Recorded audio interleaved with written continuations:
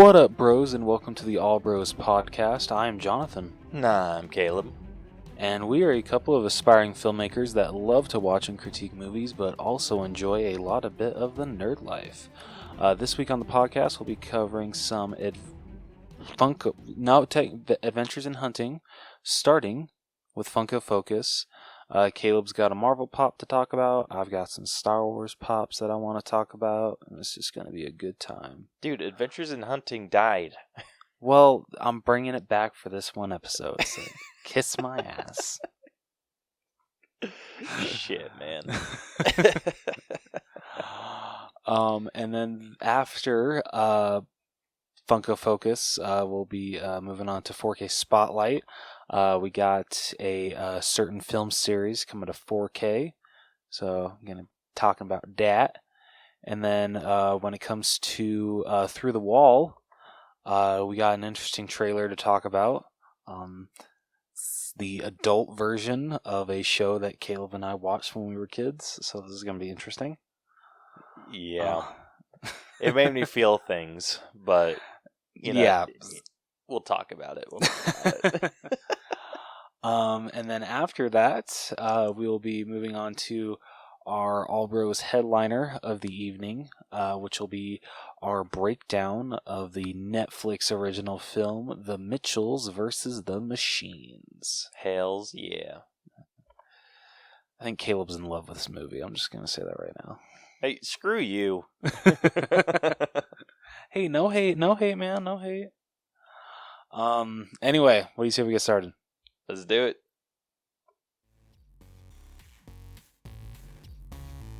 Hey guys, what's up? This is Donnie, and I host the Adulting with Donnie podcast. And this is not the show to listen to if you're trying to be a better adult. I started this podcast as a way to offload some thoughts that I have throughout the week.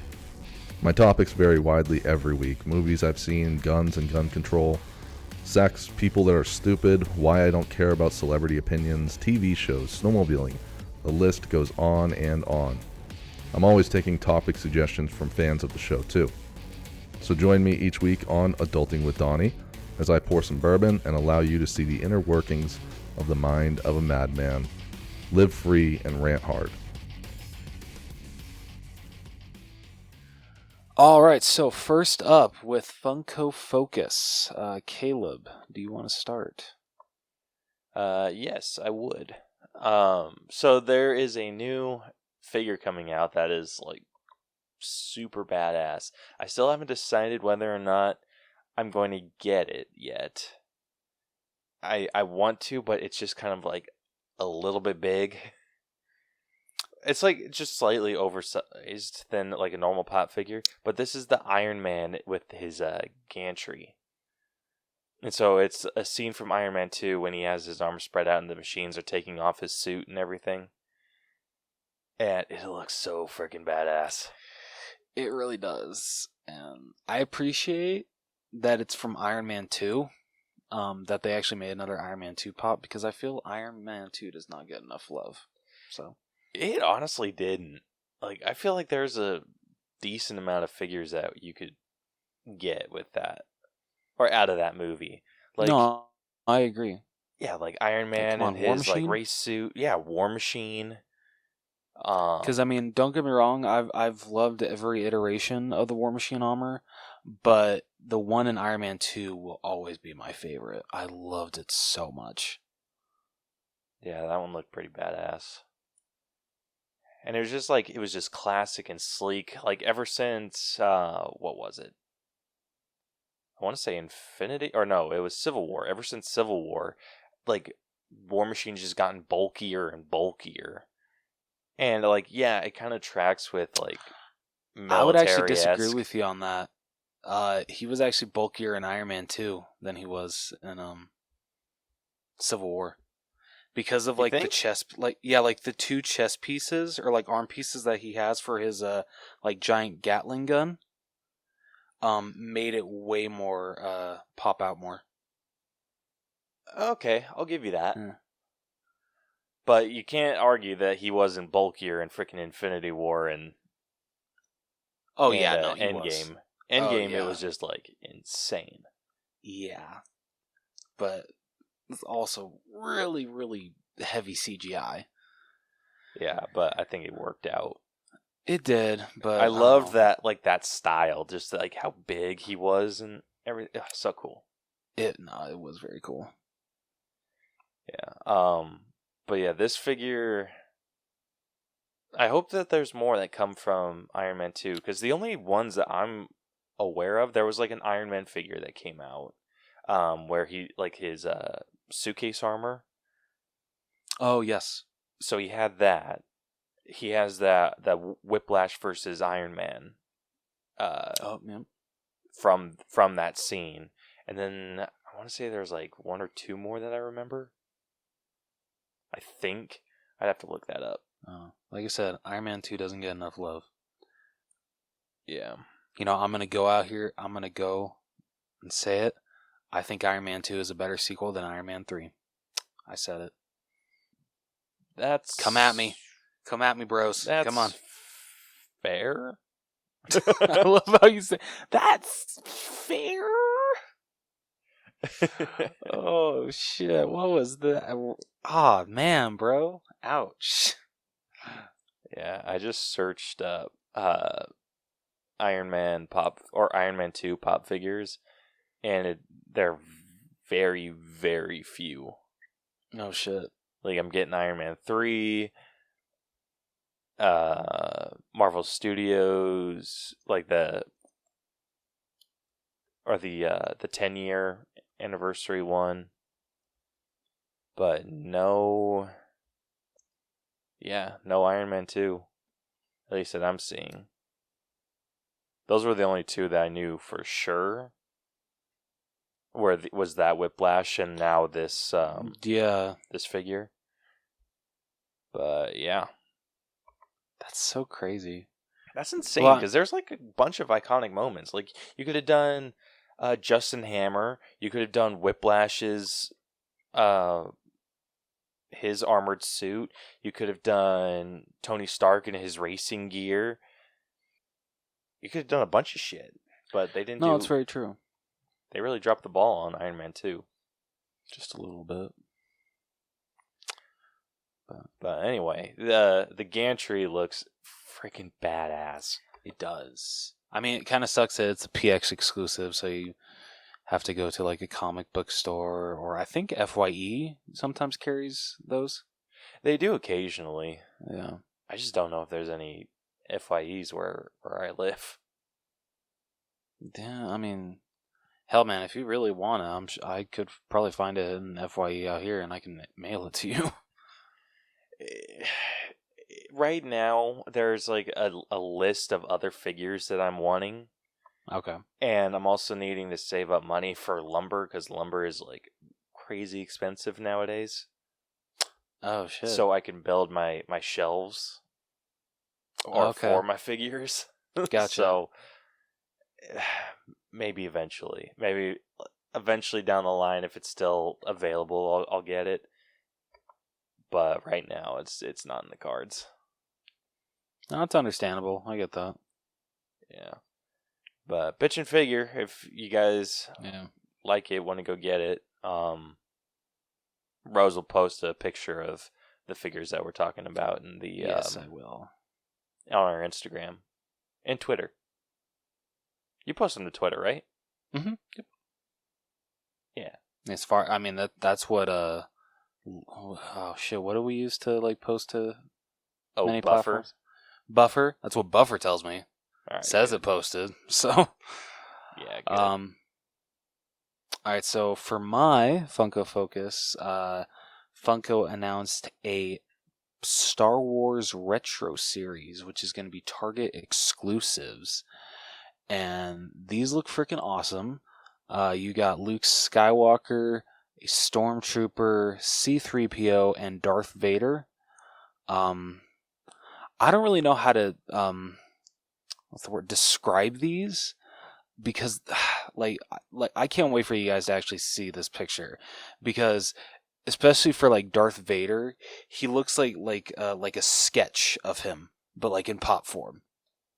The way that I thought about it was, if you guys are familiar with the Blacklight figures, that's kind of that similar paint job, but not like imagine like if someone were to do like an old style comic book version of these pop figures, like that coloring style, where some of the blacks are actually blues and they do like very heavy outlines. That's kind of how I thought about it. Like imagine a blacklight figure with normal paint. Like not trying to go with a blacklight look. That's actually a great way to say it. Like honestly, I might like these a little more than the blacklight figures. I'm really hoping they do something like this with Marvel. Dude, I'm still freaking pissed with the blacklight series for what they did to that damn Hulk. Fair, I can understand that. I get that. Yeah, like I'm just gonna Google like how much it's going for right now. Okay, someone's trying to sell for $300. Holy shit! Yeah. F you. Yeah, let's see. Okay, 129, 159. What the hell's wrong with people? Yeah, 199, 250, 270. Yeah, freaking screw you guys. I just wanted to stay up to date on my Hulk figures, and you guys came and effed me straight in the ass. You sons of bitches. Oh, your wording is just amazing.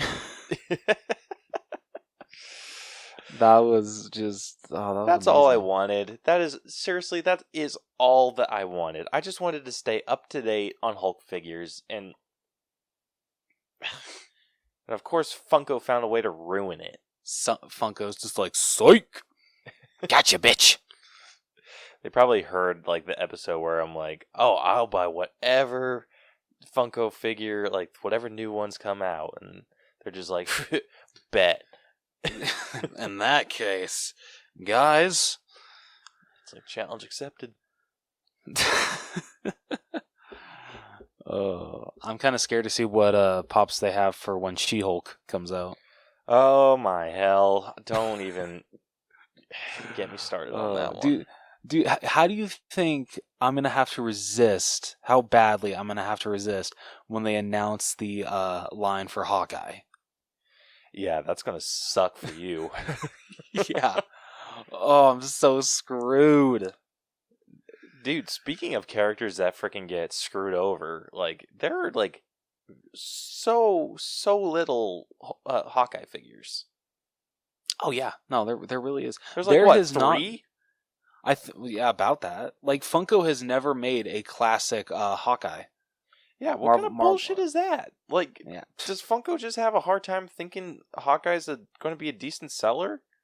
Well, I don't know. Well, let's face it, a lot of people could give two shits about Hawkeye, unfortunately. Yeah, but people could give two shits. Like, I feel like in other cases, like some people could give two shits about the Hulk.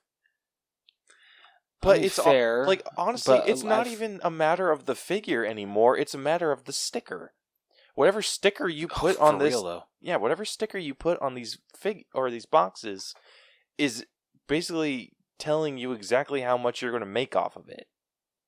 Yeah. And it's freaking horse shit. No, it's absolutely horse shit. But what can you do? I mean, don't buy them. There you go. Yeah. That's how you boycott the company. Yeah, that's not going to work. Fight it, man. Come on, fight it. Freaking wish it could, man. All right, so... Oh, sorry, go. No, that's just me. I'm done bitching about it. Okay. I mean, I appreciate you bitching about how Hawkeye gets no respect. So, I appreciate that. He gets no love. Yeah. It sucks. It really does. Because it's like, the figures that you want, or like, with any character, I feel, there's always going to be that one figure that's just too far out of reach. Whether it be price, exclusivity, or any of those other factors. Like, there's no way in hell. Like, I hope, like, unless Funko just completely eats shit, there's no way I'm going to be able to complete a Hulk collection. Like, no way. I'm not going to spend like the thousands of dollars I would need to finish my collection.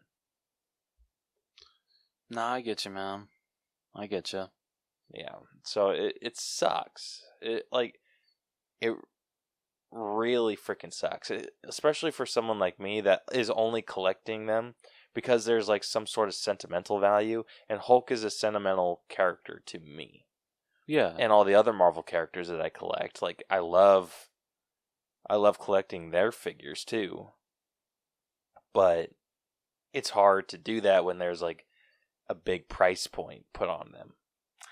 I was about to say, like, when it comes to like sentimental collecting with Funko Pops, I was gonna say, oh yeah, you know, like mine's like horror characters, but that might sound like really dark considering I'm saying, oh yeah, I have an emotional connection to serial killers. Yeah, you might want to be careful about who you say that to. Yeah. Go say that in therapy. See how that turns out for you.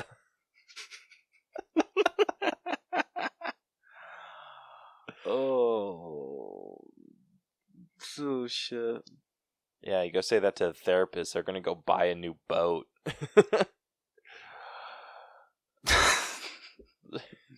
And I will definitely not tell them about my latest Etsy purchase then, because that would just like make it worse. What'd you buy on Etsy? It's not weird. It's like you know how like some Dude, you know it's gonna be good when you start off. It's not weird, but okay. So you know how like someone will say like, oh, you know, like, oh, like no one else has that in your collection or like in their collection. It's like so unique. And I'm like, you know what? I kind of want something like that. That people just be like, why the hell do you have that? Are you okay, Jonathan? Okay, Rose, quit avoiding the question. What did you buy? I bought the 2 business cards of John Wayne Gacy. Are you shitting me? One is his actual like contracting company, so PDM Contractors, and then the other was his what was it? Like his Democratic card for like when he was part of the JCs and shit like that. He was part. What the hell is wrong with you? I mean, where do you want to start? Oh my gosh, dude! I honestly had no idea what I thought you were going to say, but I knew damn well it wasn't going to be that. Yeah. What? I told you it was weird. Well, you got me there. Yeah. You're welcome. Oh, good hell. So, yeah. Gosh, I cannot wait for the comments to come in for this episode. I'm just going to get well, Jonathan's psychotic. We all know it now. Yeah, I feel like I'm just going to get notifications on my phone. Not even going to check my phone. And I'm going to know exactly what the comments say.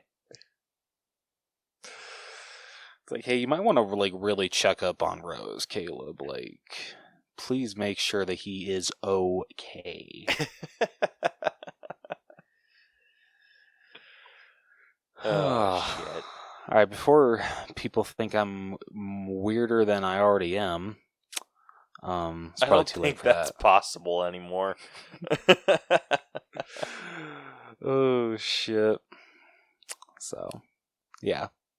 Honestly, I think out of all 173 episodes that we've done of this podcast, plus bonus episodes, I think this is peak insanity for you.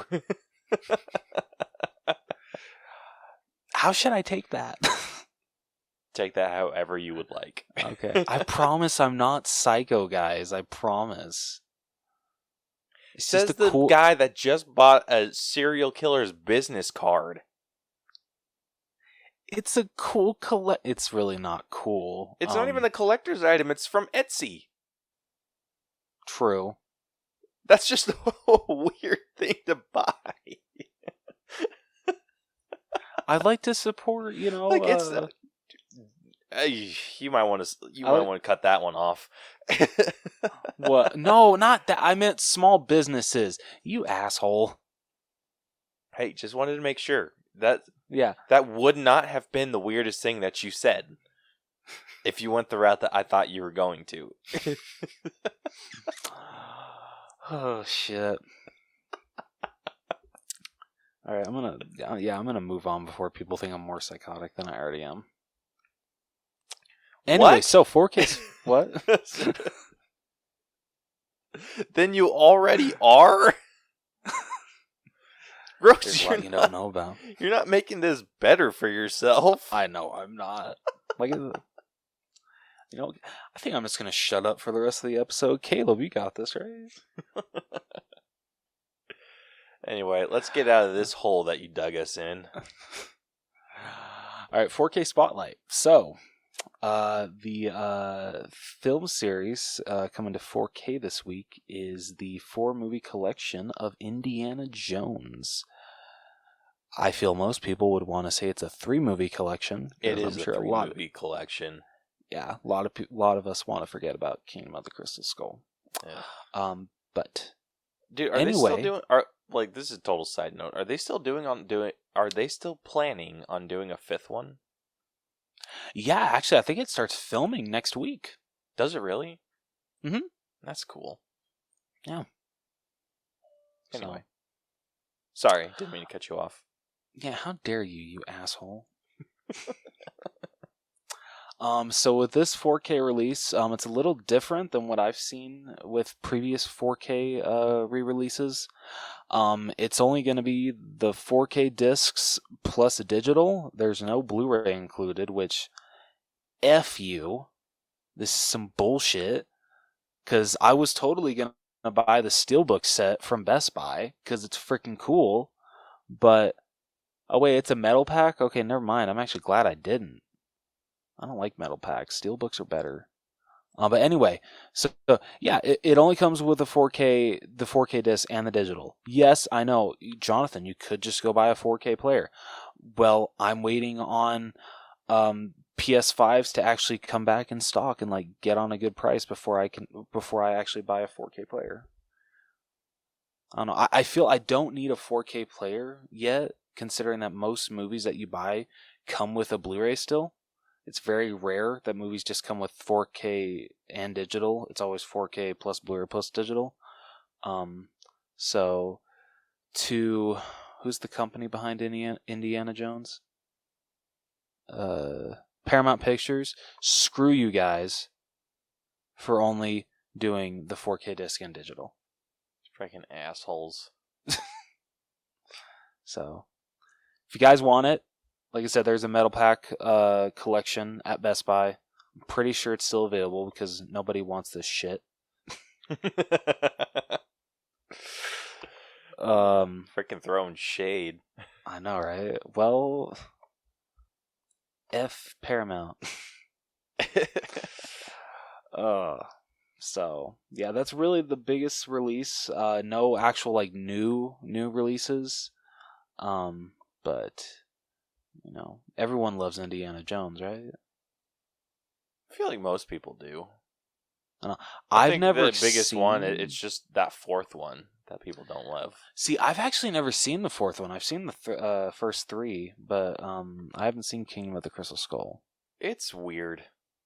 It's a weird. I mean, I've been told by many you can just totally skip over it, and I'm like, okay, I can do that. It's an odd one. It's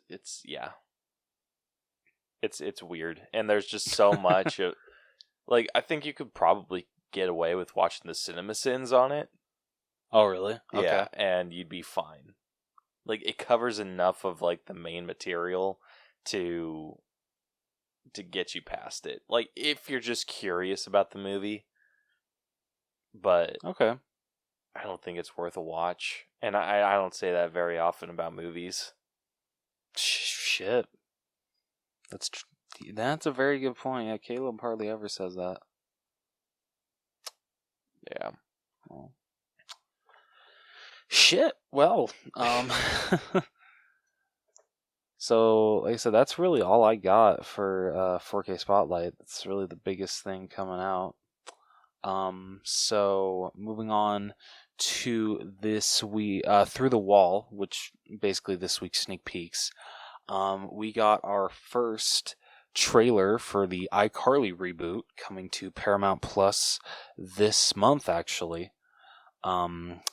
And basically, the way that they've described this is if you watched iCarly as a child, this is for you as an adult. And that is very clear in this trailer. Oh my gosh! They said a bad word. They did say bad damn. Words.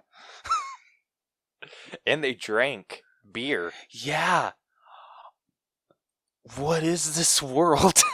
Dude, I don't know how this is going to work. I don't either. But I'll bet your ass I'll be watching this the first weekend it comes out. Oh, absolutely. I mean, has there been any other show that has done this? Not that I can think of off the top of my head.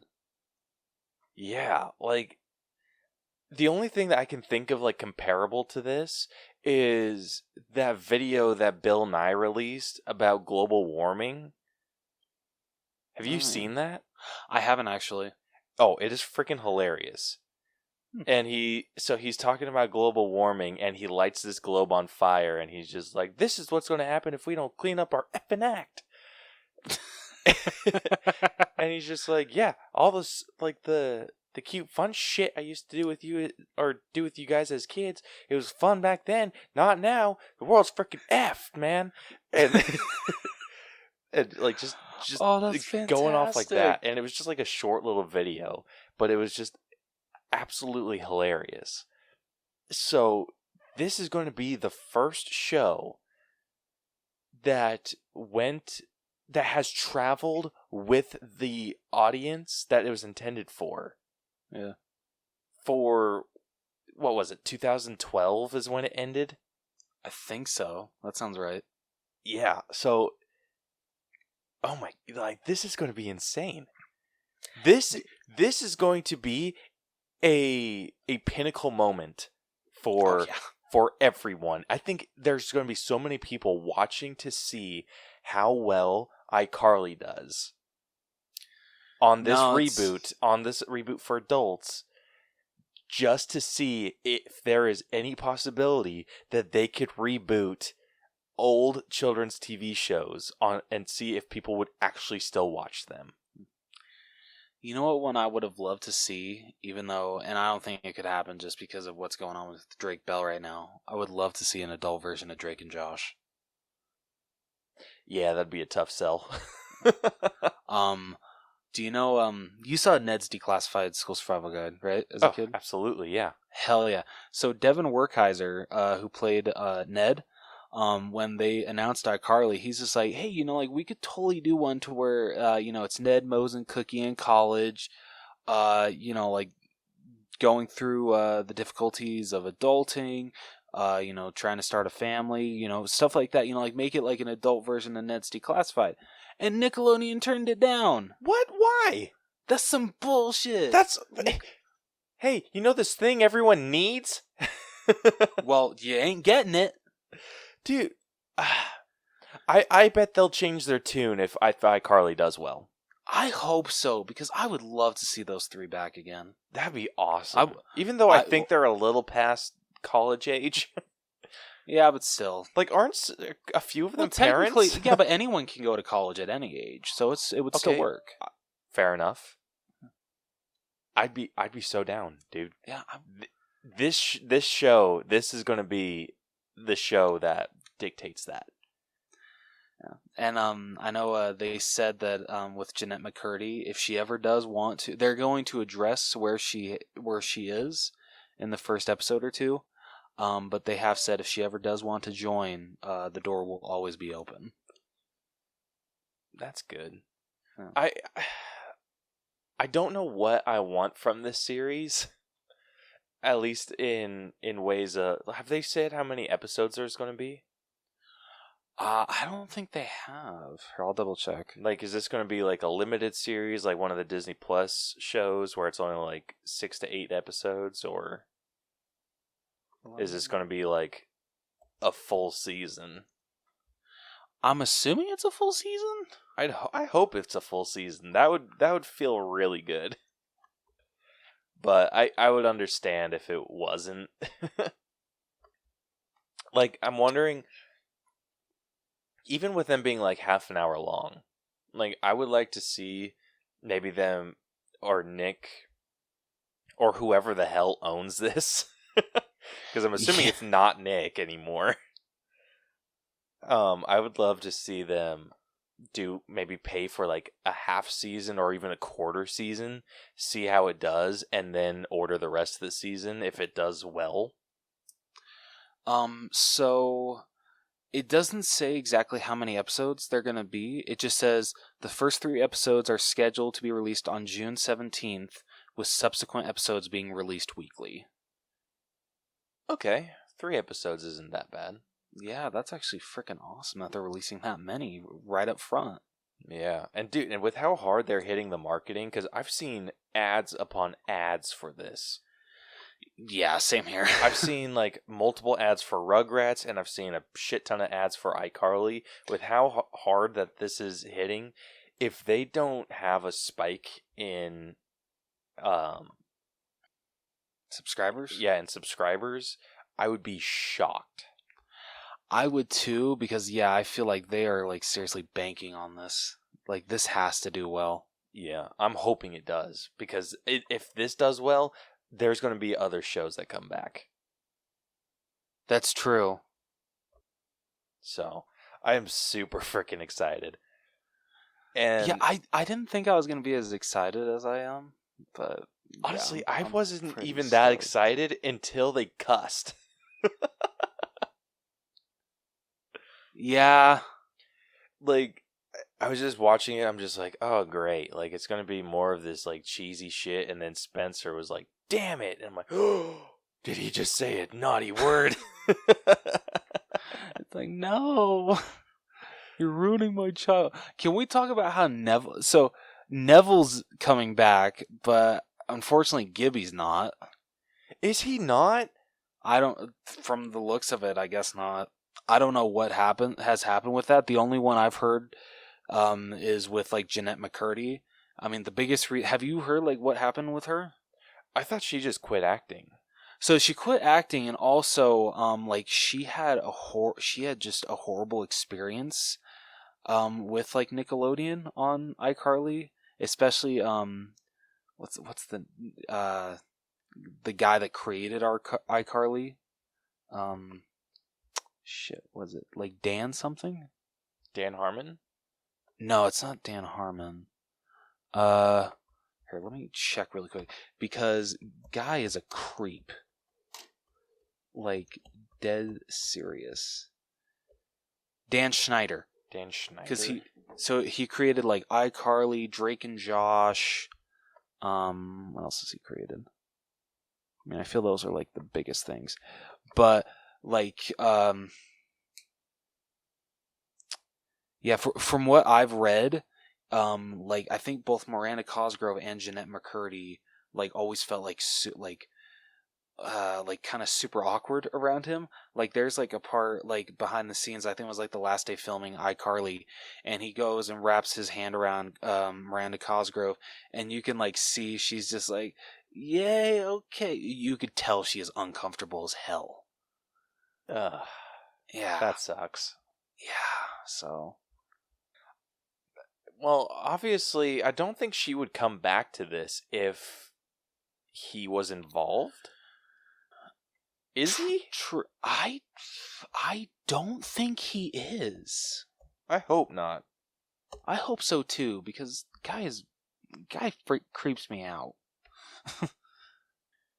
Yeah, like it would be totally understandable why Jeanette McCurdy wouldn't come back, but I hope in some way, shape, or form, when she does see this, and maybe she gets in contact with the cast and starts hearing if it's a very different experience or whatever. Yeah. Like, I hope that she will at least make a cameo or something. No, I hope so too, because it's gonna be so weird not having Sam on it. Yeah. And honestly, I think the guy who plays Gibby, I have a feeling we're going to see him. Cuz he's in the Goldbergs. Oh, he is? Yeah. Oh shit. So I don't think he's, and like everyone else, like there's a you know that YouTube series Smosh? Yes, I do. Okay, do you know the freaking buff blonde dude? No. Do I just look up Smosh, big blonde buff dude? I mean, he's not like chiseled or anything, but I forget what his real name is. But yeah, he's in the Goldbergs too, and they still let him do Smosh. Okay. So I feel like ABC doesn't ABC. Wait, is that more closely related to Disney, or is that more closer with Nick? No, ABC is Disney. Is Disney okay? Okay, maybe I might be wrong then. But I feel like they're pretty lenient on what they're allowed to do. So now that I know that that's part of Disney, that does kind of make me question whether or not that they would let the Gibby actor go on for this thing that's not Disney. Okay, fair. But hopefully, I hope he's in it. I would love to see him in it. Yeah, you and me both. But anyway, excitement level 1 out of 10 for this. I'd say about an 8. Or maybe a little bit lower. I'll say a 7. Okay. Nice. I'm excited, but this wasn't one of my favorite Nick shows growing up.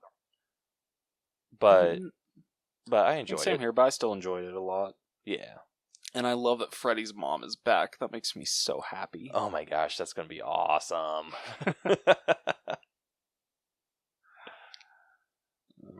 All right. Well, that's all we got for Through the Wall. Caleb, what do you say we move on to this week's All Bros headliner? Let's do it.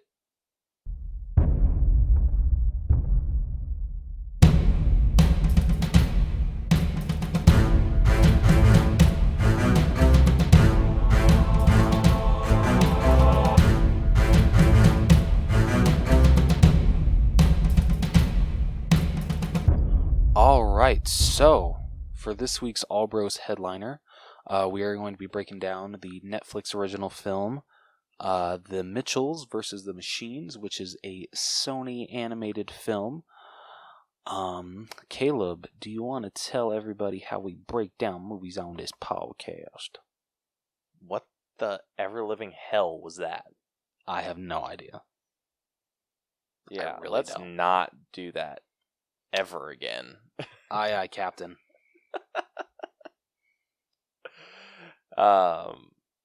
Yeah, but first we actually did pose the question of the week this time. Hey, it's about and damn we got time. one response from the homie Kaz at Casual520 on Twitter. But the question that we asked was just tell us the story of your favorite road trip. And he responded and said, Oahu, Hawaii. 13 of us flew out, piled into our timeshare next to where they filmed The Wrong Missy, went to Kualoa Ranch, Google it seriously, Waikiki Beach, the swap meet in Honolulu, ate mad scrimps shrimp and moco loco, went snorkeling, diving mask, and smoked mad blunts on the beach. All right. Decent. I like it. Oh my gosh, I'm so stupid. So I I copy and pasted his I try and copy and paste all the responses onto like a sticky note for me to read, and it's like super easy. And I was wondering like why he was like scrimps shrimp and then snorkeling and it says diving mask after. I'm like, what the hell? And then I remember he was using emojis. And then when I got to the end, it's just like smiling. It seriously says, and smoked mad blunts on the beach, smiling face with sunglasses. And I was like, oh no. Let's give a round of applause to Caleb for catching on to his mistake. Yeah, a little too late. But, dude, that sounds like a kick-ass road trip. That does. Especially with really 13 sad? people. Yeah, like That'd be so much fun. Dude, honestly, now thinking about it, the only road trip I've ever been on was when we road tripped to Georgia. Yeah. That's legit the only road trip I've ever been on. Yeah, we need to do more of that. We do. I agree. Dude, hell, if Georgia wasn't like a 30-hour 30-hour drive, I would totally just drive there. Like, screw flying. Well, it's not actually that long. The only reason it was that long was because it was I was trying to stop in Oklahoma. Otherwise, it would have taken us through Colorado and kind of down a ways. Oh, okay. So it probably would have been 2 days instead of 3. Good to know. Good to know. So, but I Googled Kualoa Ranch, and are you familiar with that set or the ranch? I am not. So that's where they shot Jurassic Park. No shit? Yeah. Like I just Googled it and it's just a bunch of pictures of a ranch tour for Jurassic Park. Oh, that's bitchin'. Yeah. And apparently they have, at least in this picture that I'm seeing, they have this place called Jurassic Valley, or it's correct, Jurassic Valley Kualoa Ranch, and they have an ATV tour, and they have dinosaur bones. Huh. Yeah, like, obviously I'm assuming that they're fake, but I mean, they have, like, dinosaur bones that you can go see. That's bitchin'. Right? So freaking cool. Damn, that is super cool. That is freaking badass. That is so bad. I love hearing about trips like that because I feel like the big trips that you hear are like Hawaii or Vegas or trips like that, and it's just like one of these times we're going to, but we're gonna have like just a crazy dudes trip doing something like that. I'm absolutely down. Yeah, we just need more friends. Yeah. Like, I even think... Okay, well, let's think about this. Who could we get to go on this trip with us? On a trip like this with us? I mean, we could definitely get Vic. I don't think he'd be a hard sell. I'd get my good buddy and coworker, JC. I'm sure he'd be down. Hell yeah. Let's see. Am I close enough with anyone else? Honestly, I have like a couple of former coworkers that might be down. Maybe I there's also a little part of me that thinks maybe I thought we were closer than than they thought we were. But yeah, fair. Yeah, so I'm gonna I think I'm going to try and attempt and have get them to hang out one weekend. Just to see what the vibe is. And if it turns into like awkward, oh, we used to work together, then I'll know that like, oh yeah, I thought this relationship was a little bit more. It's like, well, we tried. Yeah, but gosh, like that trip sounds insane, dude. It does. Like, I don't even know what Moco Loco is. I'm gonna Google that real quick. You know, when you said that, I don't know why, but have you ever seen Sunny with a Chance? So, yes.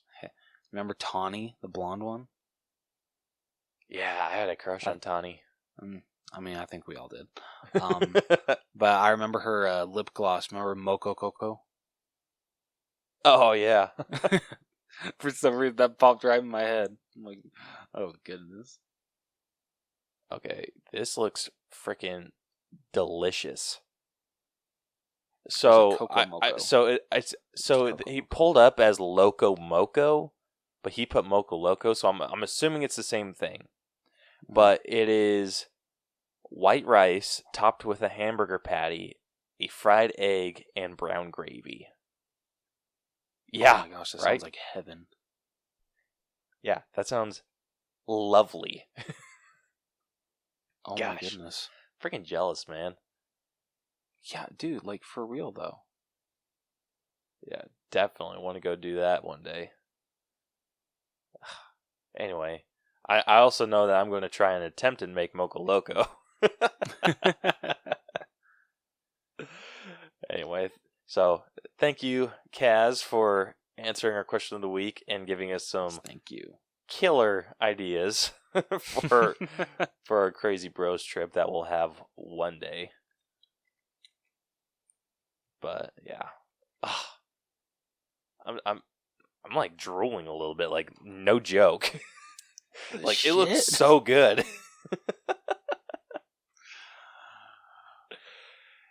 Anyway, okay. getting to our headliner before I freaking drown myself on accident. I thought you were going to say before I make myself look any weirder. I'm like, no, I think I already got that covered this episode, bro. Yeah, I know. But anyway, if you are new to our breakdown system, we have split movies into 8 different categories that we individually grade to come to a final All Bros letter grade. The 8 categories that we score are story, writing, acting, character development, effects, music, costumes, and then we give it our own personal grade at the very end. So, if you have not seen The Mitchells versus the Machines, it is on Netflix. Go check it out. Very much worth the watch. And Rose is about to spoil the entire freaking movie by reading the synopsis. So, with that, let's get into the synopsis. All right, so Katie Mitchell is a quirky and aspiring filmmaker in Kentwood, Michigan, who often clashes with her nature-obsessed and technophobic father, Rick, and has recently been accepted into film school in California. The evening before Katie leaves, Rick accidentally breaks her laptop after a fight between them over one of Katie's previous short films, leading the family to fear their relationship will forever be strained. To try to prevent this, Rick decides to cancel Katie's flight and instead take her mother Linda, younger brother Aaron, and family dog Monchi, on a cross-country road trip to her college as one last bonding experience. Meanwhile, technology entrepreneur Mark Bowman declares his highly intelligent AI pal obsolete as he unveils a new line of home robots in her place.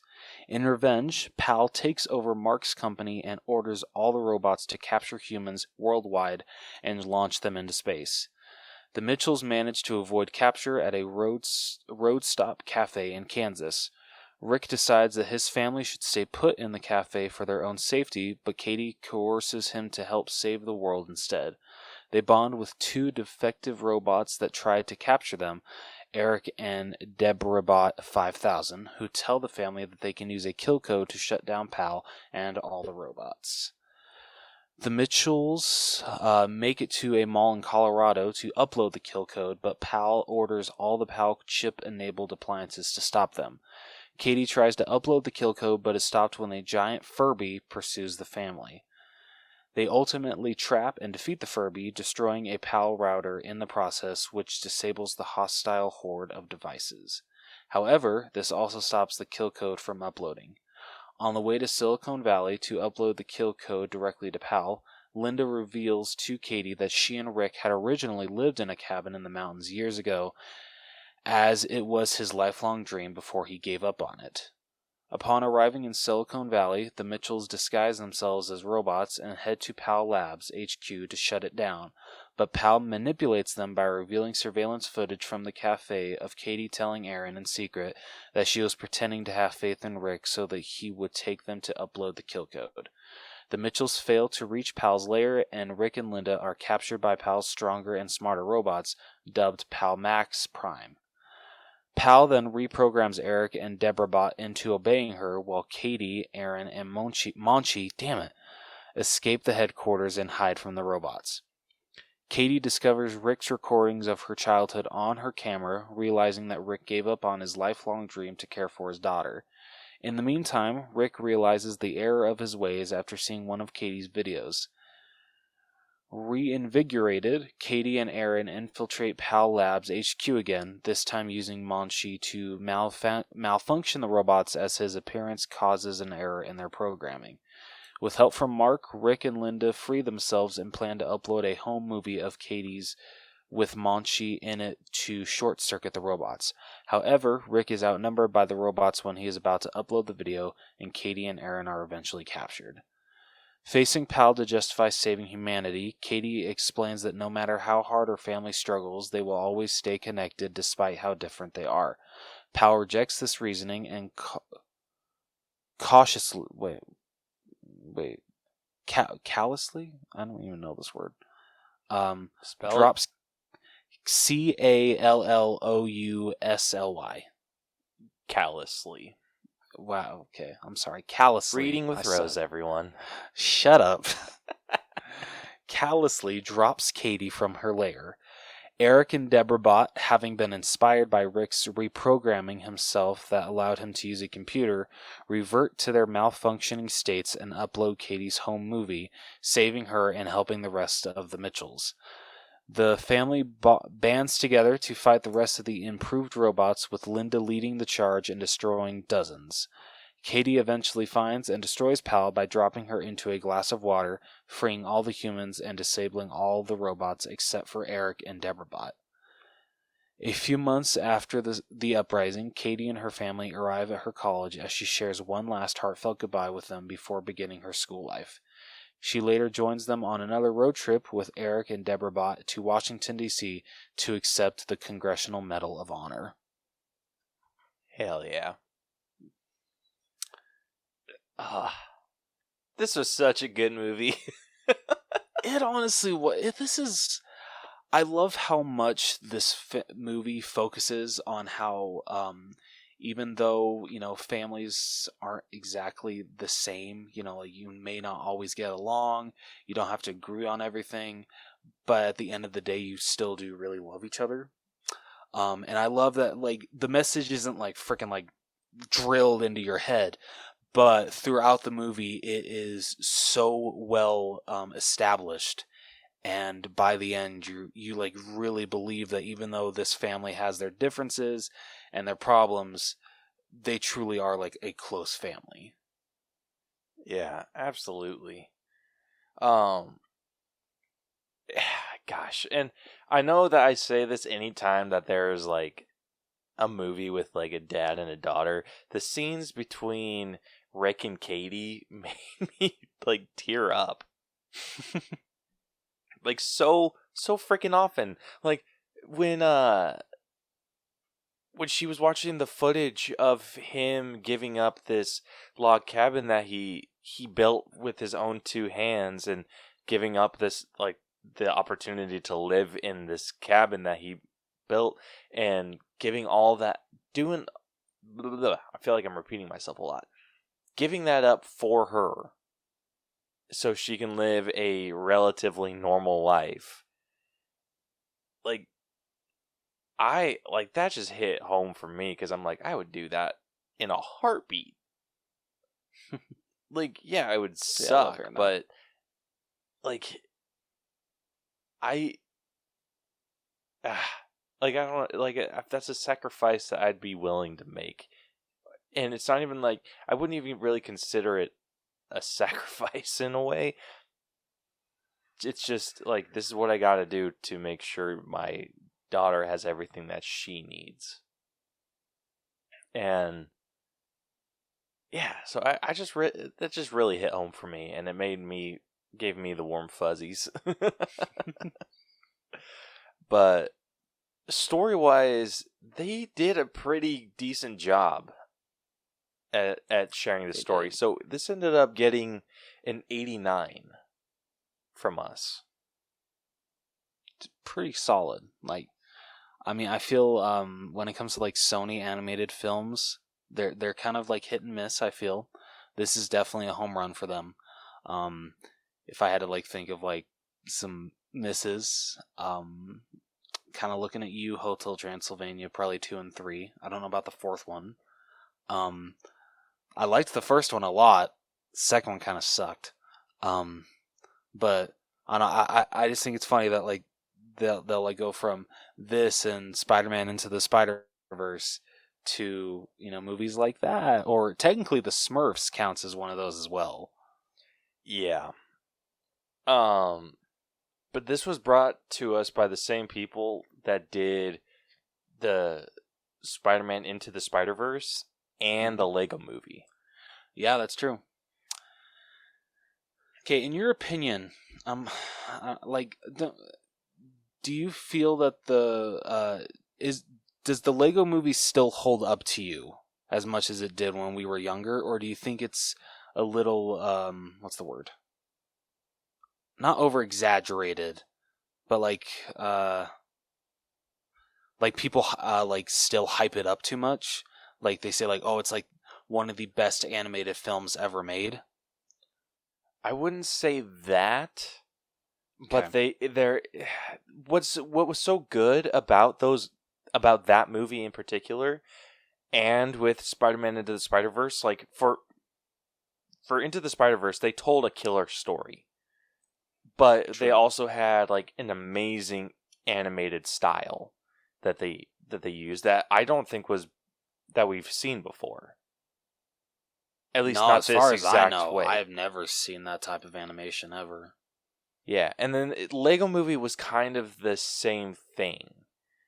Like any other Lego movies that we've gotten before this, they were all animated, and you can tell that they were animated. This True. Looked like they were actual Legos. Okay, good point. And that was something that, hey, we've never seen before. Yeah. And I'll say this though. Oh, sorry. No, I was just saying, like, I think now that we've gotten a few more movies like that, I think there are definitely better Lego movies. But I think that for the time period, and that with how new that animation style was, even though it isn't something that's like was completely unheard of, like animating with Legos. It's true. But just the massive scale that they did it in, that was new to us. And yeah, I really appreciated that. So I think what I hold in high regard with the Lego Movie is that what it was for its time. But looking back on it, no, I don't think the story and all that was that great. See, I absolutely agree with you. Like, if I had to, like, getting them, like, off Mitchell's versus the Machine, sorry. But, like, if I had to choose, like, a Lego game movie that I feel like still holds up to me, as, like, I enjoy it as much now as I did when I first saw it, would be the Lego Batman movie. Oh, absolutely. Yeah. But getting into this movie, their animation style was more closely resembled to Into the Spider-Verse. Yes.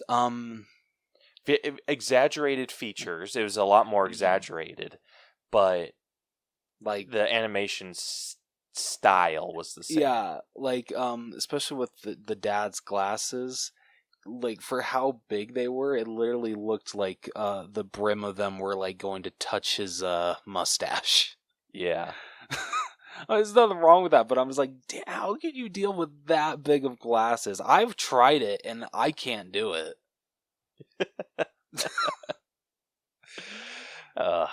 Yeah, this was so getting back into the story. I think they told like a really solid story. It had a simple premise, but the way that they went about it was so much freaking fun. It really was. And they did like kind of what they did into the Spider-Verse a little bit, where that you were expecting these big moments, but it just ended up being like silly in a way. Like with Miles getting bit by the spider, you were expecting like a big crazy montage of his DNA changing and just craziness and whatever, and then he just like slaps the spider away.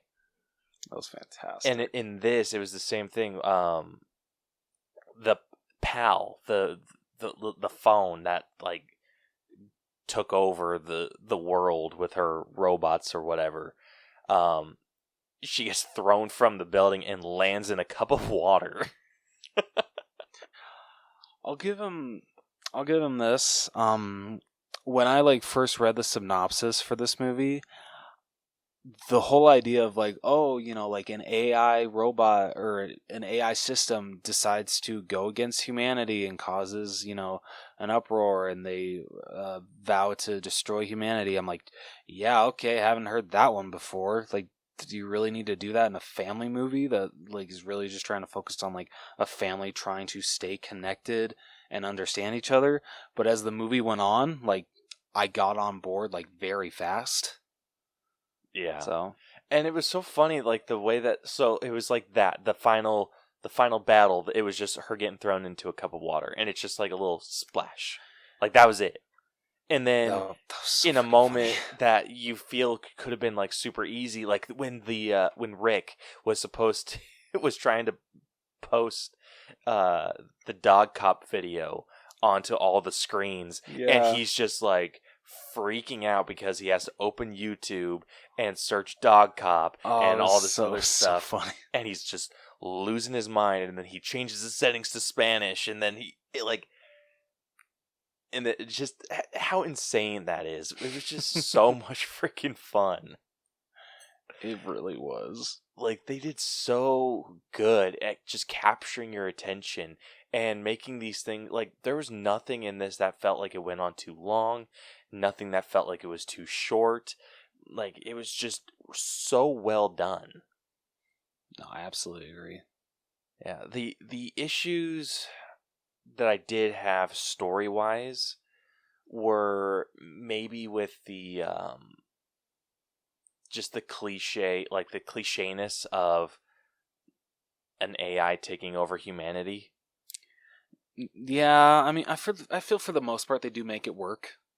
Yeah, I think they definitely do, but I think that was my biggest issue out of everything. No, that's fair. Other than that, I think they did a fantastic job at keeping the audience engaged and just having an overall good time. Yes, I absolutely agree. So like I said, this ended up getting an 89 between the two of us. Let's move on over to writing. This also scored an 89. Hey. This was a highlight for me. I loved the writing in this. The writing for the brother was amazing. The like every line that he had between the neighbor's daughter, and just how like you could tell like he likes her so much, but then like all of a sudden he'd like sob, be like, "No, I hate you. Don't come over to my house. I hate dinosaurs." And would just like freaking like book it the other way, or like towards the end like he freaking like jumps through a window. He's just like, sorry, force of habit. Freaking loved that shit. That was hilarious. Oh my gosh, so freaking good.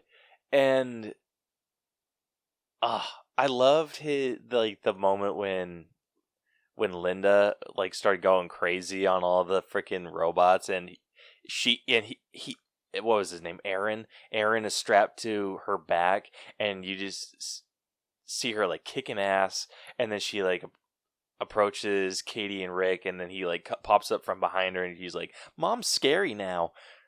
Oh, yeah. Freaking loved that. And just those little lines were just so much fun.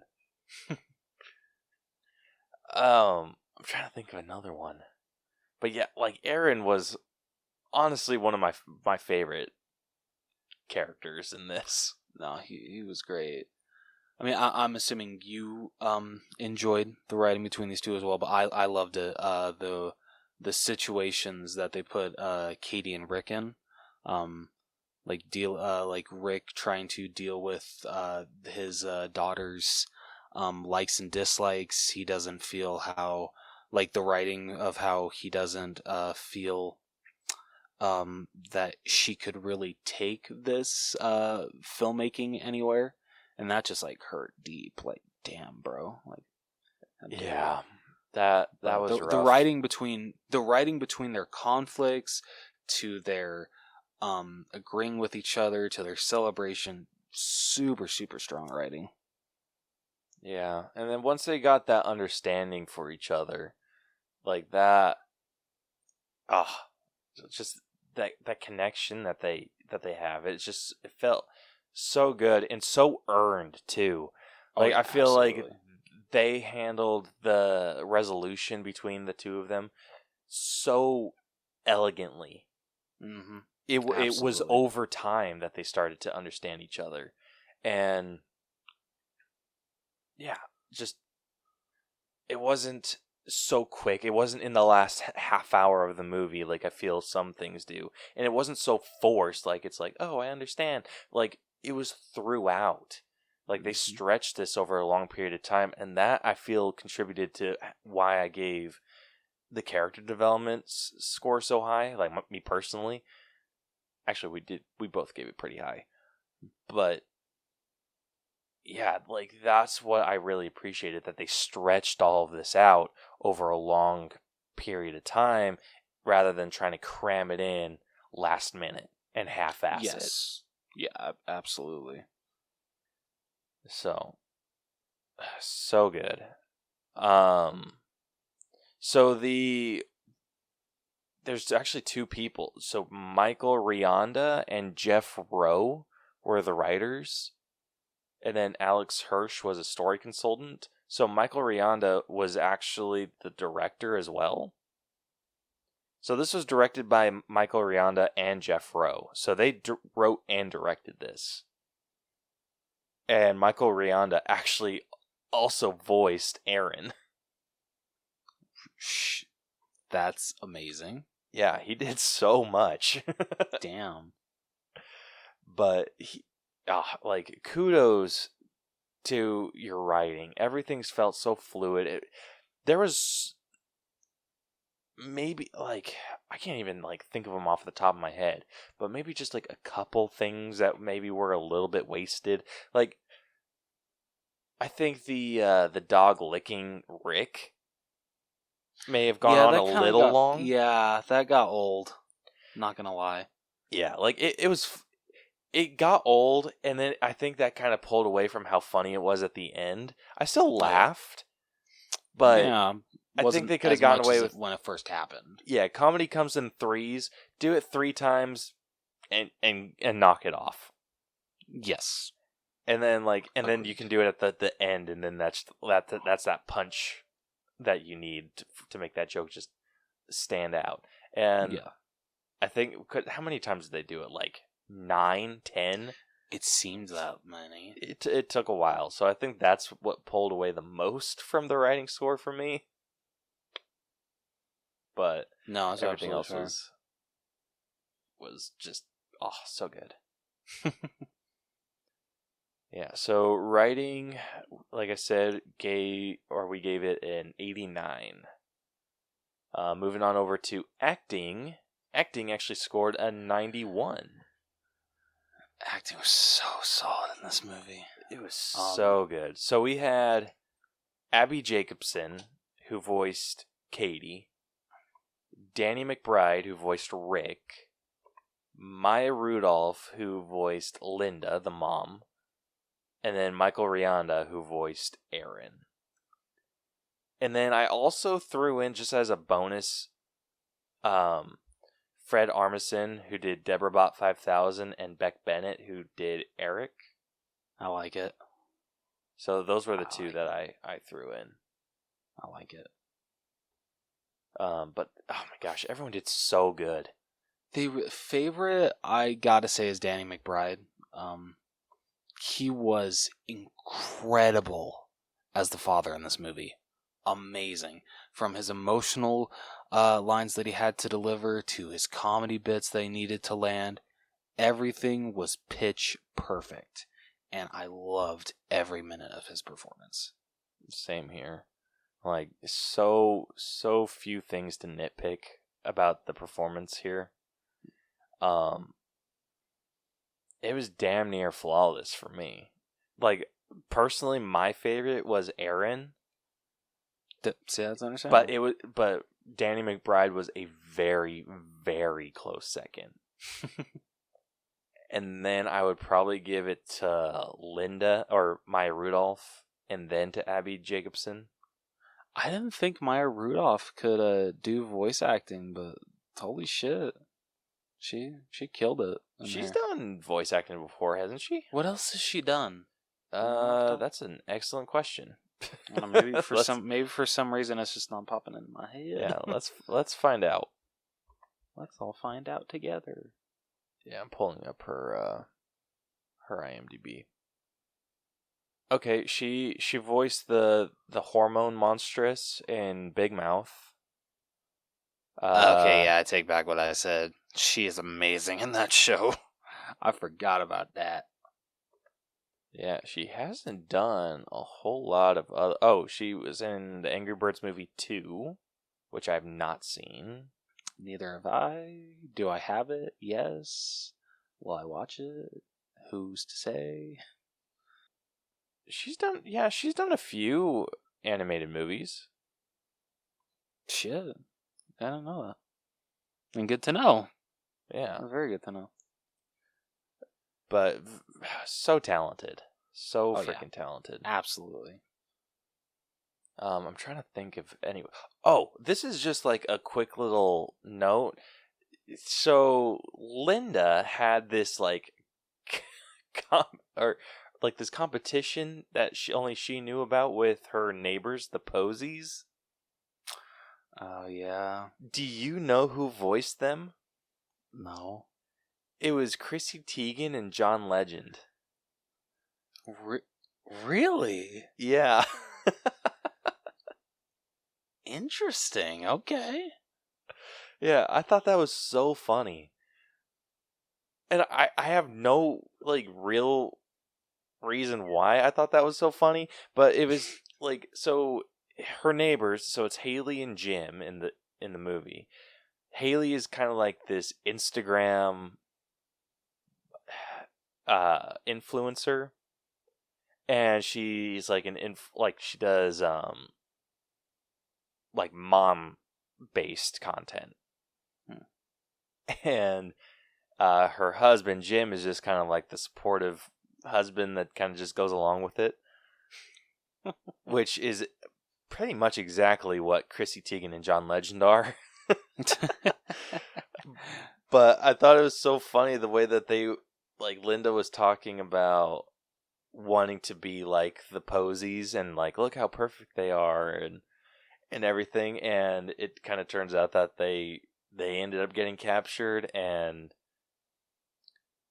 it was just so fun watching them interact and compete too, because when the invasion started happening and then the Posies were like, all right, let's execute this alpha move, blah blah blah, and then they like go and escape the robots, no issues, and then Linda was the one like, all right, let's do this, and like execute this, and then they started doing like crazy shit and just got in a world of trouble.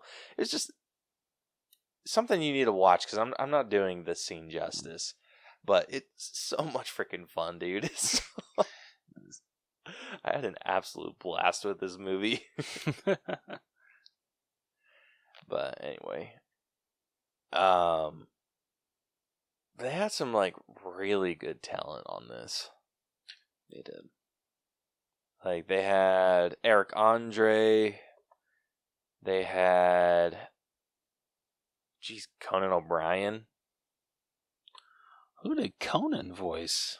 Conan was Glaxon 5000. Whatever the hell that was. I'm assuming that was probably one of the what was it? Kitchen appliances. That's what I'm assuming. Yeah. Yeah, and then they actually had a dog voice Monchi.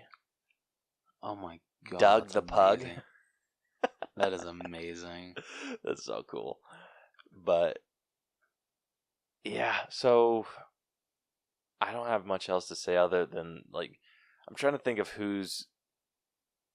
I think for me, what brought my score down even the slightest bit was the extras, and I always count the extras in this. I think some of the extras at times were a little on the dry side, but other than that, I think everyone did an amazing job. No, I absolutely agree. Yeah, so our acting score was 91. Then moving on over to character development, we ended up giving this one an 89. That's not bad. Yeah. I don't know about you, but the character development was, like I said, a highlight of this movie.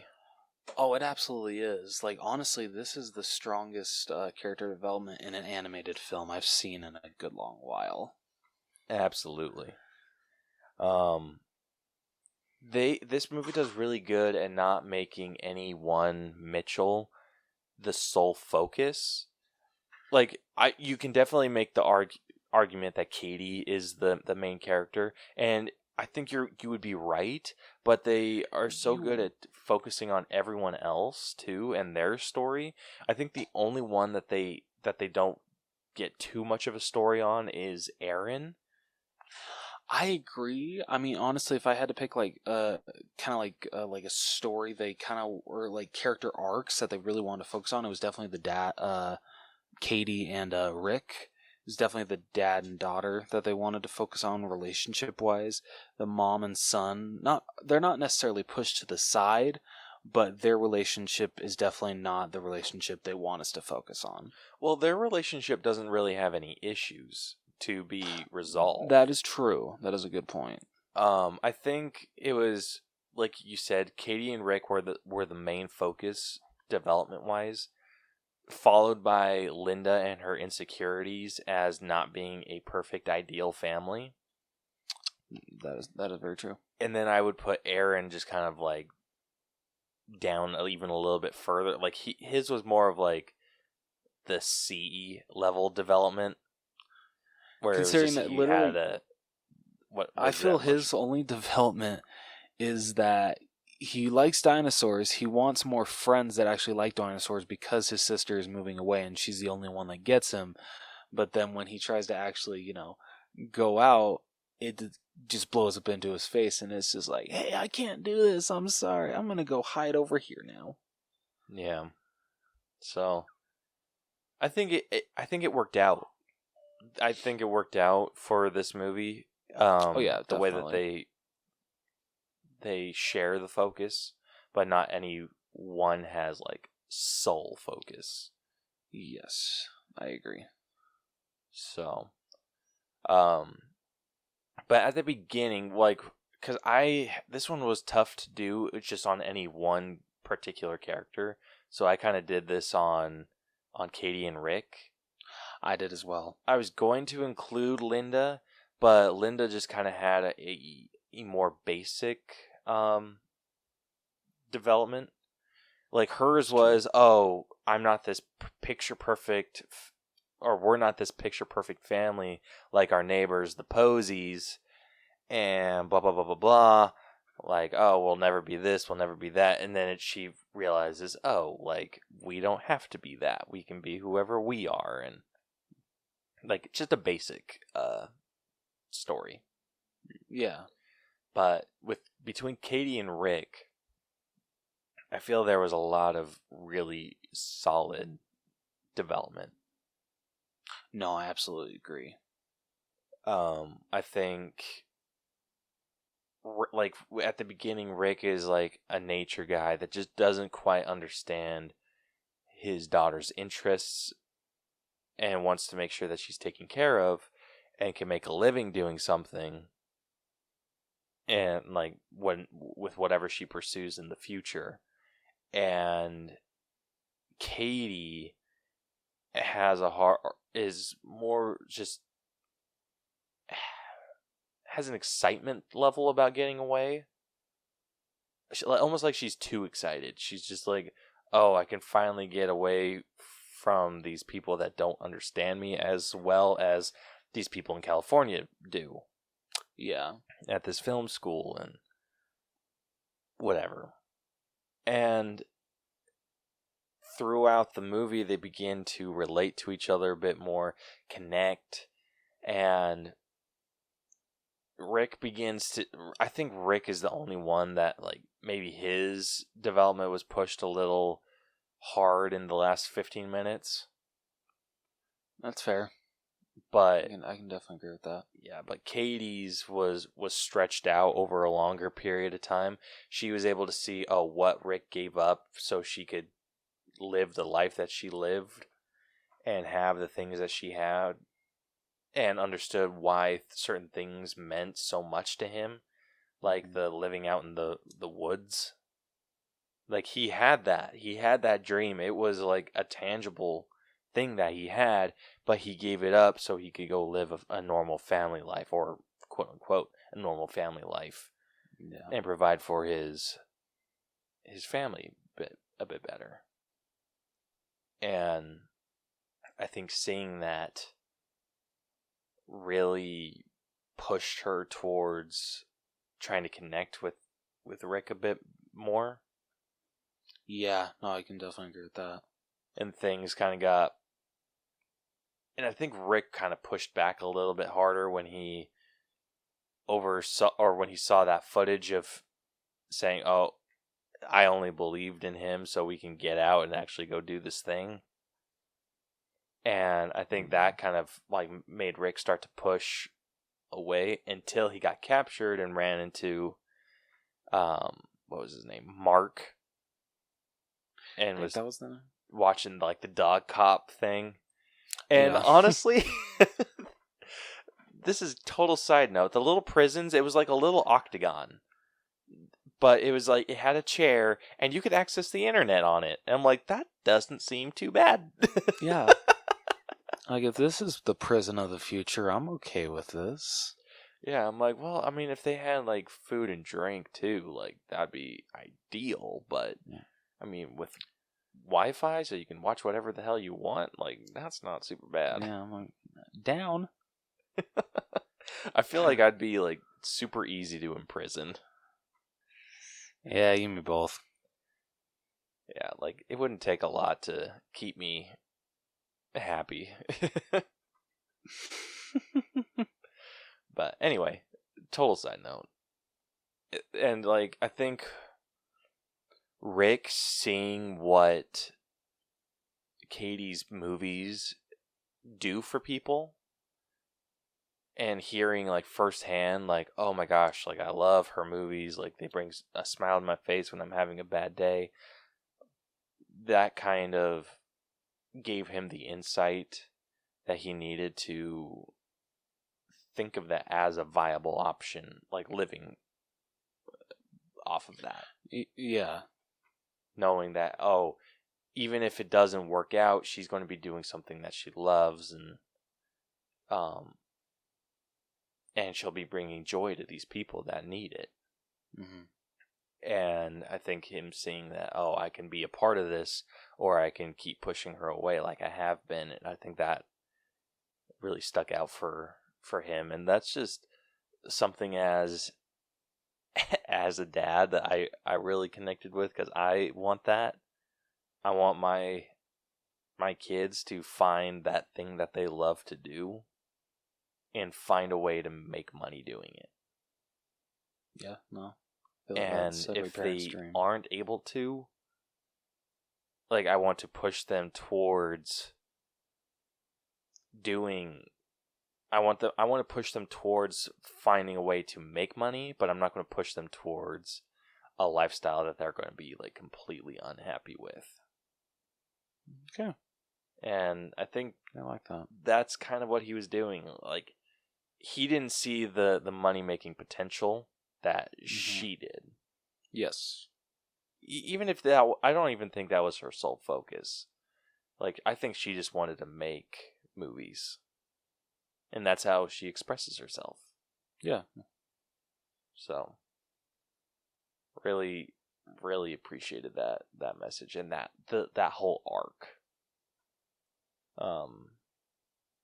So character development, like I said, we ended up giving that one an 89.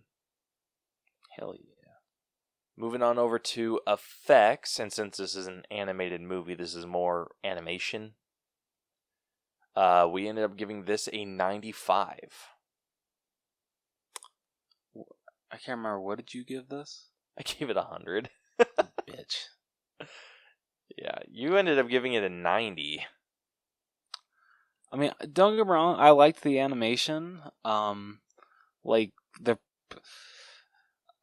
just I don't know. Like, if I'm thinking of like other like animated films, like if we're thinking like let's say we're comparing it to like other Sony animated pictures. Like I'm not gonna like refer to like Spider-Man Into the Spider-Verse. That's, you know, completely different. But like, let's say like Monster House, I definitely liked the animation more in that movie. But for this type, for the direction that they were going with for the animation, it does still work. But it was not my favorite. Wait, you prefer Monster House's animation over this? I do. What? What? That's wild. Okay, what about like Into the Spider-Verse versus Monster House? Do you still prefer Monster House? No, it's Into the Spider-Verse. Dude, that's where I think we're differing a bit, because I felt this was more similar to Into the Spider-Verse than any other project that they've done. That's fair. Like, they had the very like comic booky feel to everything. They had the little like voice pop-up things that they had in Spider-Verse. They just had so many like different like similarities, and I just loved the animation in Into the Spider-Verse like so freaking much. So I think that's why I gave it 100, because I gave Spider-Verse 100, and I liked the animation style just as much as I did Into the Spider-Verse. That was understandable. I liked it slightly less than Into the Spider-Verse, because yeah, Spider-Verse is definitely 100. So it's like slightly below, but it's still very good animation. There's nothing wrong with it. Yeah, I feel like I'm starting to, like, now that I've seen multiple movies that have been animated this way, I think I'm starting to I'm finding an animation style that I really love, and it is that 2D 3D animation. Okay. It's the animation style like Spider-Verse, like this movie. I really liked the animation style for Captain Underpants. Yes. Didn't necessarily care for the movie, but I love that animation style. The same with the Peanuts movie. There was another Claws, that Netflix Christmas movie. Still have not watched that. So good. That's what I've heard. But yeah, I really, really like that style of animation. Where it's just like, because the way that they explain it is they draw everything out in 2D, and then they go in and make it 3-dimensional. Oh, okay. So it's more just like adding just a roundness to it. I don't think. I mean, I'd have to double check, but I don't know if they do like a full 3D model. But the way that they add the lines just to make everything look 2-dimensional, I love that. I don't know what it is about that. And it's the same thing with stop motion. I have no idea why I don't like stop motion. See, I think that's so funny because yet stop motion is my favorite type of animation. I think it's so funny that we're the complete opposite. Like, I love Pixar. Like, I love their animation so much. But, like, when it comes to, like, movies like Coraline or Paranorman or even, like, Tim Burton's Frankenweenie, I appreciate those movies when it comes to, like, the art style a little more just because of the effort that goes into making those movies. Even, like, Wallace and Gromit, Chicken Run, just the stop motion, just, you know, like, moving it, like, just, like, the tiniest of inch and then taking a picture. Tiniest of inch, taking a picture. It's amazing. And whoever works on stop motion animation, y'all are the real MVPs. But dude, straight up. Like, that is the job of a saint. Oh, I don't think I have the patience for that. Dude, could you imagine going into work, working a full, like, you could probably work a 10-hour day and not even have 5 minutes of footage? Yeah. This is some bullshit. That would eat at my soul a little bit. Can you imagine your boss is just like, okay, we need this guy walking down the street, and I need it by the end of the day. It's just like, buddy, you are like reaching for the stars. You will get this by the end of the week if you're lucky. Yeah. Shit. But yeah, I think our scores definitely reflect how much I liked it compared to you. Yes, definitely. But I just think they did like an amazing job with this animation, and it's honestly I think there's a little bias in here, so I'm glad that you went down a lot. So it just like all of our scores meet in the middle. So I'm glad that we did that. Yeah. So like I said, effects is sitting at a 95. Moving on over to music. So we're sitting at an 8 with this one. Not bad. The soundtrack for this I really enjoyed. I did too. Cause shit, what's the song that they're like it's a big thing in their family? Good question. Let's see. Oh, isn't it the Maya he Maya ha? Yeah. Maya. Yep. Damn, I'm trying to. Dude, I'm looking at the songs on this, and they have a track called "Linda Kicks Ass." Oh my god, I love it.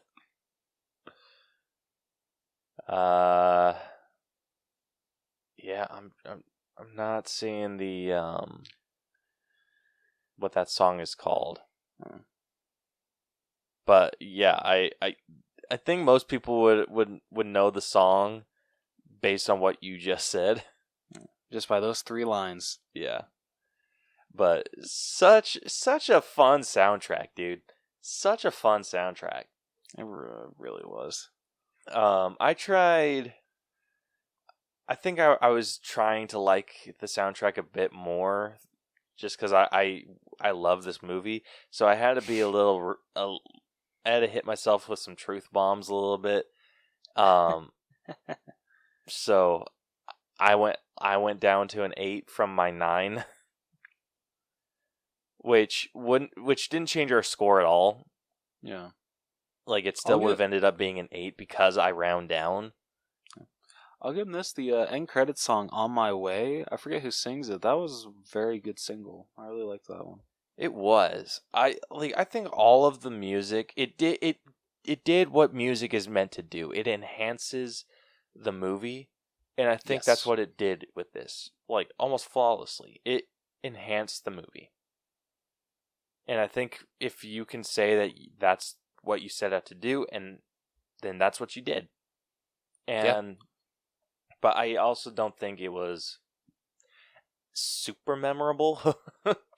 No, that's fair. Like, I think that end credits song and the whatever the name of that other song is. Sorry, I'm not going to start singing it again. No, you're good. Whatever. So yeah, whatever those two songs were, those were like the highlights. But I feel like this movie could have done a bit more. But I think by doing that bit more would have maybe distracted from the movie a bit. That's a good point. Yeah.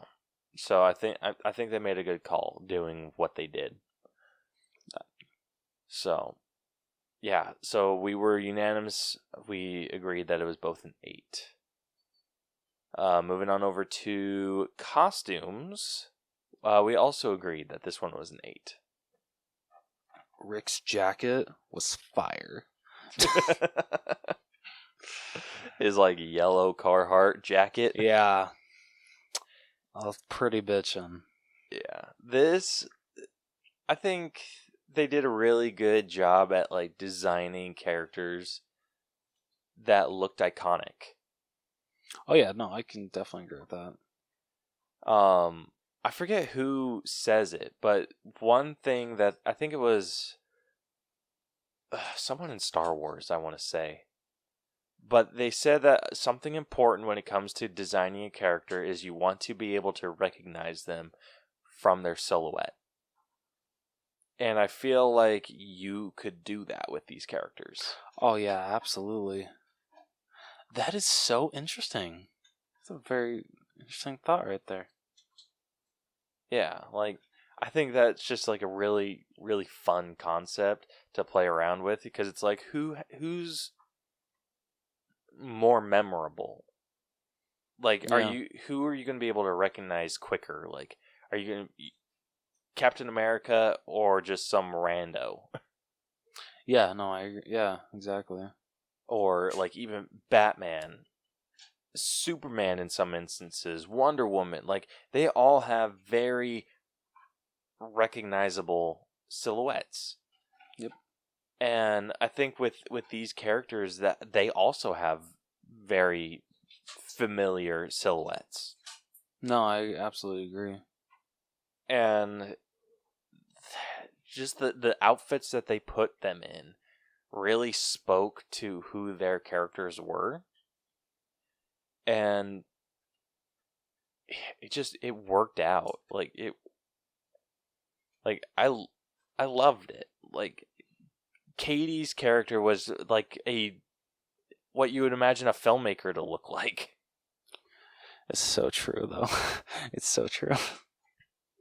Yeah, and then okay, if going through the list, yeah, that's how Katie looks.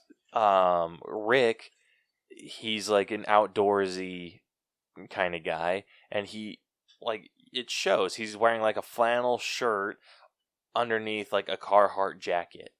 Yep. Linda is wearing a mom clothes. She's wearing jeans, like a bright pink shirt. She has like a jacket wrapped around her waist. Yeah, talk about early 2000s? Or is that late 90s? I don't know. That's a good question. Yeah, like kind of stuck in the 90s. A little bit. And then Aaron, he's just a kid obsessed with dinosaurs, so he's wearing just a basic dinosaur t-shirt. Yep. And I don't know. Like, I just think they did a really solid job. Like, if this were like live action, I don't think the costume. I think I'd probably be down to a 7. But for an animated film, like, so good. It really was. Yeah, like, so good. I think they designed everyone like really well. Agreed. So. Yeah, like I said, costumes are sitting at an 8. And finally, we got personal scores. So I think this is going to be different. Yeah, it's going to be interesting. You want me to go first? Yes. Okay. So, overall, I think I probably enjoyed this more than I thought I was going to. But it was a really fun animated film. The family concept was explored very well. The way the relationships were established, showcased were great. Voice cast was great. I didn't love the animation as much as Caleb did. But overall, I still really enjoyed it. But I think Caleb might kill me for my score. I'm going to give it an 85. Oh, breaking my heart, man. I'm sorry, man. No, but I totally get it. I think that I connected to this movie a little bit more, and so like I think everything like kind of stuck to me. You know, awesome. I love it when any film can do that. So I'm really happy to hear an animated film was able to do that to you. Yeah, and I feel with animated movies, that doesn't happen too often for me. Like I feel like I connect more with live action, and so being able to connect like this with an animated film, like I like it. It kind of makes me embrace my inner child a little bit, which I like. It's always good. Yeah. But yes, I think so. I'm sitting at a 93. Okay. Very nice. Like a fairly high. Like I know, but it was in top if I were to start like listing off top animated movies that I enjoyed, this would probably be, I'd say, top 10 at least. Very nice. Very nice. Yeah, I think that I could maybe on any given day it could be in my top 5. Just like I said, depending on the day. But I really like this movie. I really like the message that it had, the family dynamic. I am a sucker for, and especially now that I've had a child, the daddy-daughter relationship is so important to me. And since that was the sole focus, or that was a main focal point of this movie, I think that it really hit home for me. No, that's so. Like I think said, anytime we have a movie that's like daddy-daughter related, I'm going to have like some strong feelings about it. Whenever we talk about a movie that has somebody that is aggressively single, that will definitely be my go-to. Oh shit. A movie that focuses on someone that's going to die alone. That's my cup of tea. There we go. Dude, no. I'll freaking mail order you a bride before you die alone. I'm sorry, I had to do it. But I had so much fun with this movie, and I had so few issues with it. And like it just hit all the right marks for me. Any areas that I was harsh, it was me trying to be. Like I probably would have given this a perfect score if I wasn't feeling like I wanted to be true to this podcast. I mean, honestly, your score isn't off of what the Rotten Tomatoes score is. What's the Rotten Tomatoes score? Check. I know it's like pretty damn high. It is at holy shit. It's at a 98%. Holy shit! All right. What's the audience score? The audience score is an 89. Huh. Not bad. Well, that actually works out because for our final All Bros score for the Mitchells versus the Machines, it has come to... Dude, way to freaking be late on that draw. Well, I thought you were saying, here's our combined scores for our two final grades, and then you were going to say... I'm so stupid. I did forget to say that number, didn't so suck it. But, okay, I guess it works out both ways. Our personal score, our combined personal score, has come to an 89. Okay. Which brings our final All Bros letter grade to... Dude, are you serious? Well, you know what? I thought you didn't deserve it that time, so... It came to a B+. All right. Sitting at an 89%. Decent. I like it. I'm sure Caleb doesn't, but... Yeah, like, I'm a little bummed out it didn't get into the A-, but I understand. Like, I completely understand why it didn't. So, B+ is not a bad home for this. No, it's not. Yeah, so I'm personally very happy with it. But I think, like any person, I wish that it would be a little bit higher, but whatever. It makes sense. Caleb. Does it though? I'm just kidding. I'm kidding.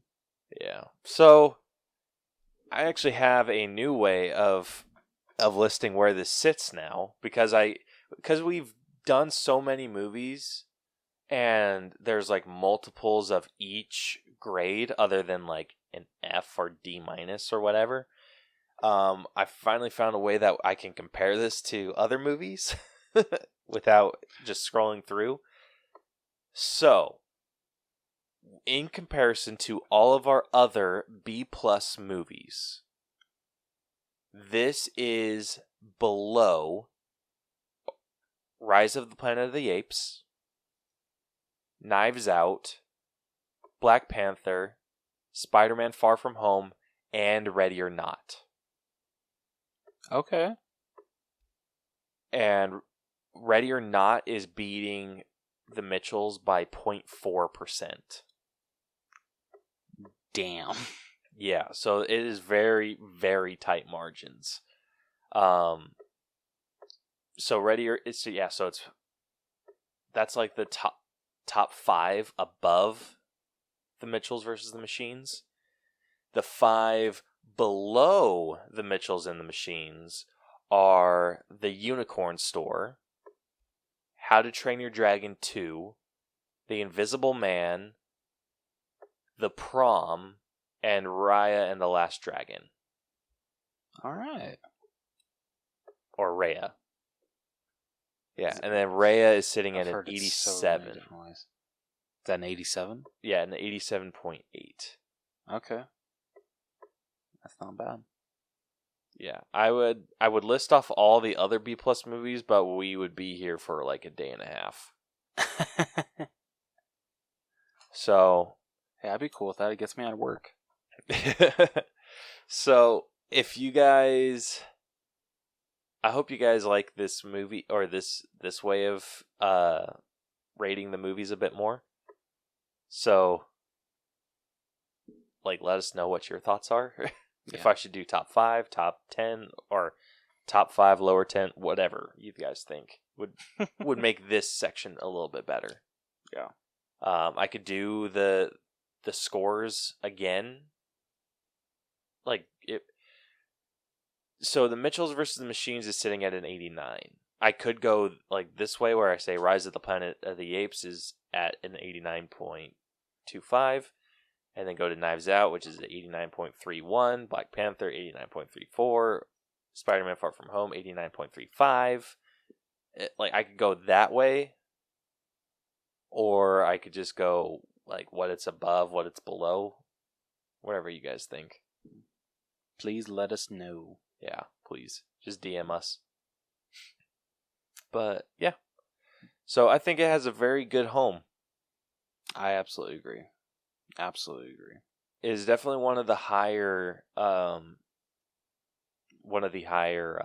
B plus movies that we've done. Like everything above this, like even compared to our highest B plus movie, which is Rocket Man, it's like Rocket Man is 0.9% higher. Damn. So our top Okay. B plus spot isn't even a full point above Rocket Man, or isn't even a full point above this movie. It's just everything above 89 is just so tight in their margins. Like, no joke. It's like 89.2, 89.3, 89.3, 89.3. Like, this is just the first decimal point.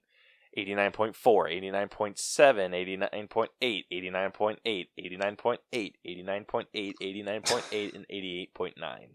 Or 89.9. Holy shit. Was I saying 88 through all that? Yeah. Oh my gosh, I'm so retarded. I'm at 89. Oh, okay. Just, yeah. So it's all 89, 0.3, 0.3, 0.3, 4, 7, 8, 8, whatever. I'm stupid. I'm sorry.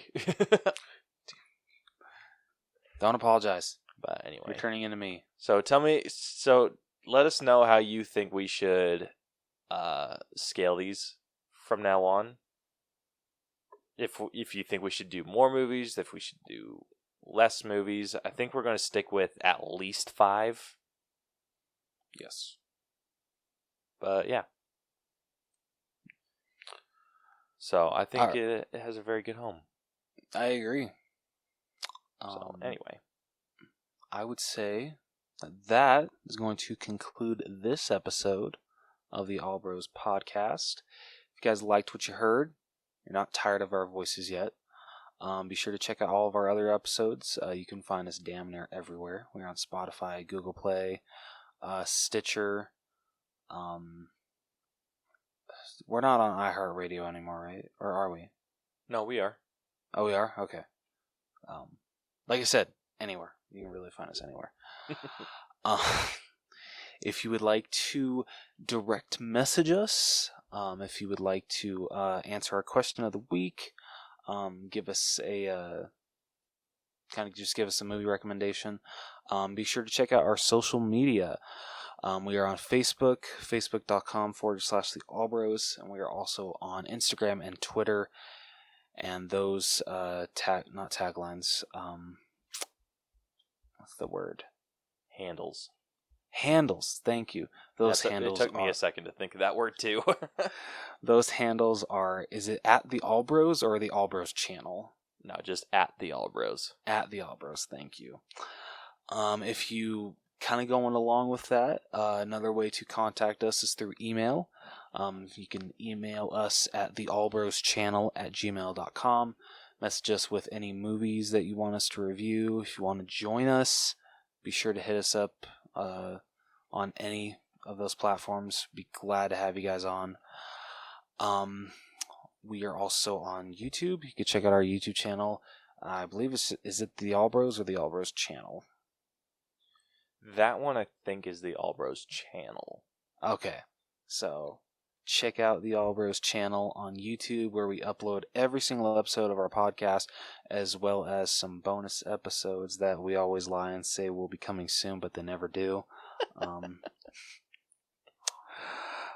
If you want to get some of our merch, be sure to check out our TeePublic store. Just search the Allbros and you should be able to find some good shit. Caleb uploads every single one of our episode art So you can get a t-shirt, a mug, a beanie, whatever you want. Some good ass shit. Caleb's amazing at this stuff, so definitely recommend checking our store out. If you want to check out our website, it is tinyurl.com/theallbros. If you guys want to get to know us a little more, there you go. That's one of the best ways to do it. And also, you can message us there as well. I feel I'm really drawing this out longer than Caleb usually does, so I'm gonna... Pretty sure I covered it all, right? I think you did. Yeah, okay. I tried to pull up your cheat sheet, but it wouldn't let me.